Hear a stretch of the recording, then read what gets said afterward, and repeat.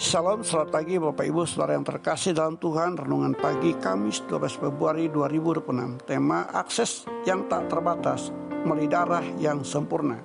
Terambil dari Ibrani pasal 9 ayat 12 yang mengatakan demikian.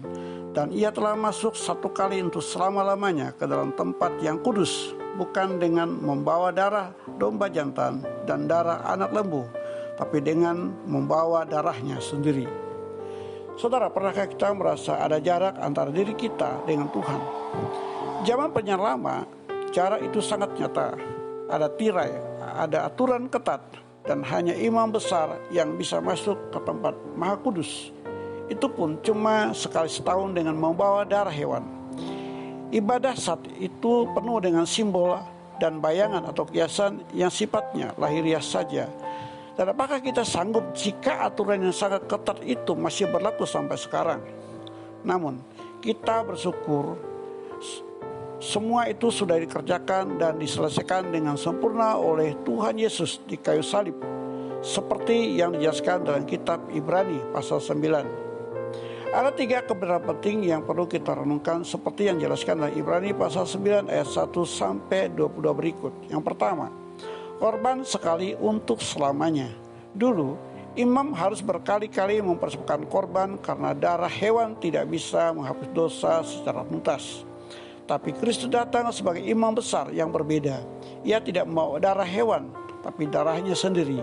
Karena kualitas darah Kristus itu sempurna, tak bercacat. Ia cukup masuk satu kali saja untuk membereskan masalah dosa kita selamanya.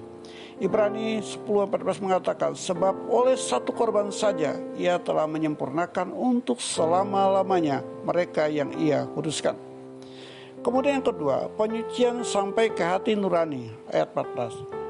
Peraturan lama hanya bisa menyucikan secara lahiriah, tapi darah Kristus punya kekuatan super yang menembus sampai ke hati nurani. Ia tidak hanya menghapus status dosa kita, tapi juga memerdekakan kita dari rasa bersalah atas perbuatan sia-sia, sehingga kita bisa beribadah kepada Allah yang hidup dengan penuh keberanian, tanpa ada batas, tanpa ada sekat. Dan kita dapat memanggil Dia Bapa karena Dia yang telah menyucikan kita dengan darahnya sendiri. Kemudian yang ketiga, tanpa tumpahan darah tidak ada pengampunan, ayat 22. Ini adalah prinsip legal rohani. Dosa tidak bisa diselesaikan dengan perbuatan baik, harta, emas, atau perak. Alkitab berkata, melainkan dengan darah yang mahal, yaitu darah Kristus yang sama seperti darah anak domba yang tak bernoda dan tak bercacat. 1 Petrus pasal 1 ayat 19. Yesus sudah menyelesaikan semua dengan sempurna, yaitu dengan darahnya sendiri di kayu salib. Kematiannya membuat wasiat atau perjanjian baru itu sah berlaku bagi kita.